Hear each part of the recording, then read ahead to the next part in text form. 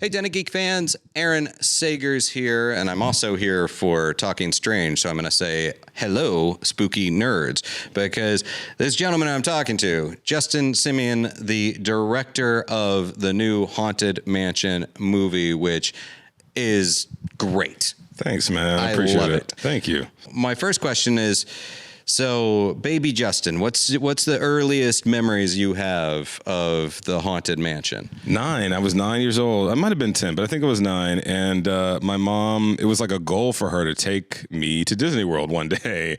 And I was already pretty obsessed with anything Disney at that time. We drove up to New Orleans, which ironic, but then flew to the Orlando Disney World. And first thing we rode was Haunted Mansion. And she was terrified. My mother. It also kind of ruined me a little bit, but I was both like scared but entranced. I really believed that there was a hitchhiking ghost like walking around with me. I couldn't figure out for the life of me how they did it, you know, and didn't know that would actually lead to me making this movie, to be honest. I couldn't even have imagined something like that. Well, I mean, I said to you that I grew up in Orlando, and Haunted Mansion has always been like very near and dear to my heart. So when you set out to make this film, were you aware of the die-hard Haunted Mansion fans and fanatics? Because this has a loyal following. Yes, it does. I was very aware of them. I mean, first of all, like, you know, I love fandoms. I've been a part of many fandoms, but I was pretty much a part of the Haunted Mansion fandom too. You know, I didn't necessarily go around collecting everything, but I worked at Disneyland later in life when I was in film school, and Haunted Mansion was the ride that I rode over and over. I was just absolutely obsessed with it. I was absolutely obsessed with the cinema of it. Its use of like production design and sound and like old school, you know, classic effects to sort of like get the mood right and tell the story. So I was already pretty much a nerd for it, to be honest with you.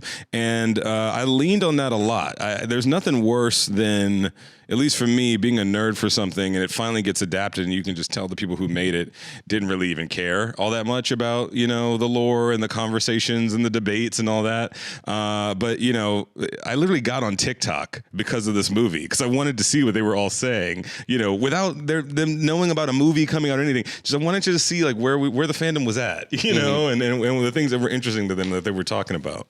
Well, and the attraction is a visual feast. You know, you read it many times and you're always discovering something new. And I would say the same extends to the Haunted Mansion film. Absolutely. In your film, like I need to see it to catch everything over and over again. Yeah. But the other thing with the attraction is it's almost like two chapters, or two themes that are happening simultaneously. You have the spooky vibe and then the playful vibe. And I feel like you really struck that dichotomy with the film.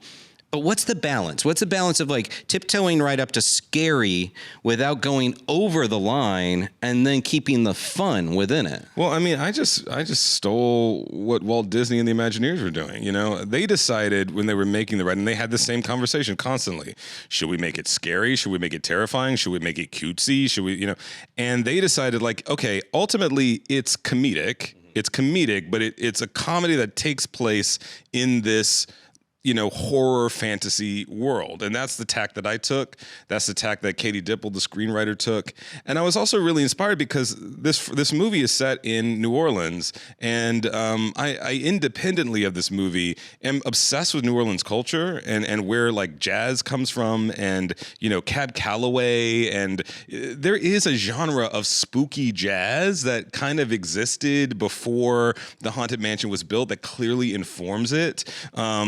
And all of that you really find in New Orleans, you know, everywhere you look. The fact that like a funeral is both a time to mourn and like have a crazy, never before seen like Mardi Gras level street parade all at the same time tells you the kind of place that is. This is a place that knows how to like sit the highs and the lows of life sort of side by side. And I just leaned into that. It was already there, you know? Yeah. I mean, you have like Louis Armstrong who wrote like, I think at least 3 songs about ghosts. Absolutely. And spooky things. Many songs about ghosts. Yeah. And it does make it perfect that the original Haunted Mansion, Disneyland, is set in New Orleans Square. Yes. So was there ever any thought about, at any point, about setting this anywhere else? Well, to me, New Orleans was the place to do it, you know? And I also felt like New Orleans is so often portrayed on film, but more like a patina. You know, the New Orleans that I understand, and my family is from Louisiana. I spent a lot of time in Louisiana. It's a very black city, and it's a city that is rooted in, you know, a bunch of different kinds of folks sort of mixing and mingling at a time when that wasn't happening anywhere else in the country. You got the Spanish, you got the French, you got, you know, newly freed slaves, you've got people of color who've been free their whole lives, you've got all these different people sort of, you know, bashing into each other basically, and that cacophony is why you get something so great like jazz and something so flavorful like gumbo. And I don't know, to me that makes total sense why you'd said it there. There's no way to walk around New Orleans and not kind of believe in ghosts, you know? Yeah.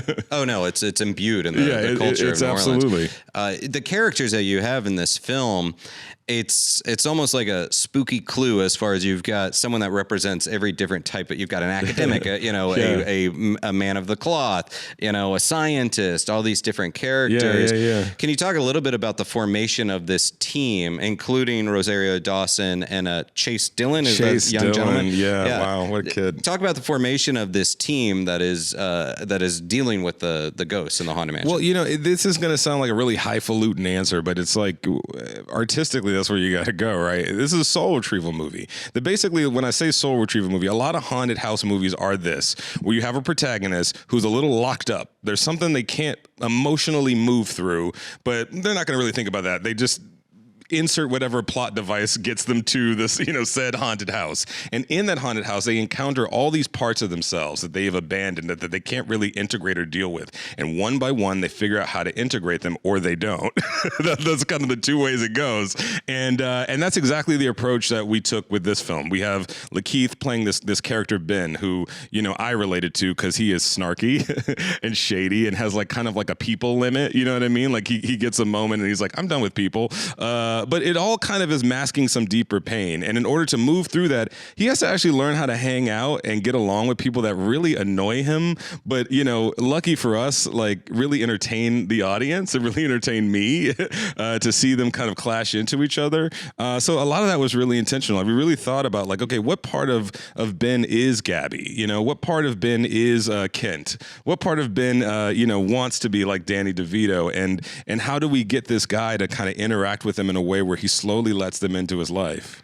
Well, and what I really commend you about within the film is that you have the playful, you have the scary, but you also really go into this kind of exploration of grief and death without it overwhelming the entire affair. Can you kind of speak to that a little bit and why that was important to actually go there? Because it's so easy to have avoided that. Absolutely. Well, I was really inspired, frankly, by Disney movies. I actually grew up on these movies, and I remember seeing Snow White, and I remember seeing Bambi, and I remember seeing Pinocchio and being like a little traumatized by the experience because those movies go there. And even like the recent canon, like, you know, the death of Mufasa is intense, you guys. Okay? Ariel like suddenly becoming human and having to swim to her life up to the surface before like that's really intense stuff, and those movies kind of stick to our bones and stick with us as we grow up because they're not afraid to go there. You know, kids aren't dumb. They know the world is a wild place, and they know that pretty early on. And I felt like, you know, let's not gaslight the children. Like, let's let them know what the world is really made of, but then also let them know that on the other side of that is, well, you can find a family, you can gather the courage, you can find your way through something, and that's how you tell a real story that's appropriate for kids, but is a meaningful story for adults too. Well, I harken back to like old school scary Disney, like Something Wicked This Way Comes. Exactly. Where you can be spooky, you can be scary, but it's still, you're going to make it out on the other side. Exactly. I know we're wrapping up, but a couple just quick hits for you. Sure. First off, I don't know, was the set haunted? Did you encounter any actual spirits, spooks, specters? I welcome them, man. You know, I got real woo on this one. I bought crystals for everyone in the cast. I had crystals like around my director's chair. I was asking the spirits to come through and help us out because making a movie is pretty hard. So and the ghosts, you know, they don't have a union yet. So you know, they're very generous with their time. No, I don't know. I was too in my stress response to notice whether or not ghosts were actually around. But again, my family is from Louisiana, so I grew up with ghost stories that were not meant to scare you. They were meant to tell you a factual account of what happened. Do you know what I'm saying? So when you grow up that way, it all kind of lives together, at least in my very strange head. I mean, I think this film is going to be a hit, so I think everybody's going to want to know. There's a lot of other Haunted Mansion properties out there. Have you thought about stories for the other ones? Of course. I mean, you do this, you inhale it. I can't turn it off, you know? And even watching the movie last night at the screening, I'm like, oh, that could be an interesting way into there and there and there. And I grew up with worlds, you know, like story worlds, you know, X-Men and Star Trek and these things that are so cool because the story in front of you is great, but you get the sense that there's all these other things going on just outside the frame. So listen, I mean, if there's a great screenplay and everybody wants to play again, hey, I'm here. All right, and finally, favorite ghosts from the Haunted Mansion. I feel like I should quantify. You can't say Hatbox Ghost. Okay. By far, Mariner Ghost is my favorite ghost. Mariner Ghost is my absolute favorite ghost. I don't know why. I couldn't tell you why, but like nautical themed things are always like catching my eye, and I was always obsessed with that ghost. And so I love that like he played such a nice kind of runner and arc throughout the whole movie. Who doesn't love Miss Hatchaway? You know, like just a woman who takes charge of her life and sort of like, you know, removes the heads of the men who wrong her. I think she's amazing, and I also love the sort of like non-ghost ghosts. Like I love the Raven with the one eye. I've got a little Raven pin here. Yeah. I love the Candleman that is in the Museum of the Weird that Raleigh Crump designed for the original Haunted Mansion, but didn't quite make it. You see like maybe his son in our movie for just a little bit. So yeah, I don't know. I love the canon ghosts, but I like the deep cut ghosts. Yeah, you really hit it all. It's like a combination of homage, a lot of freshness. It works all around. So, awesome, I appreciate that. Hey, I appreciate you. I appreciate you finally making this film because I'm excited. So, Justin, I know you got to go, but thank you so much for hanging out with me. Thank you, man. I appreciate it. I always say to people, be kind, stay spooky, and keep it weird. I will, man. That's what I'm going to say to you. You ain't got to worry about me. I'm going to keep it weird.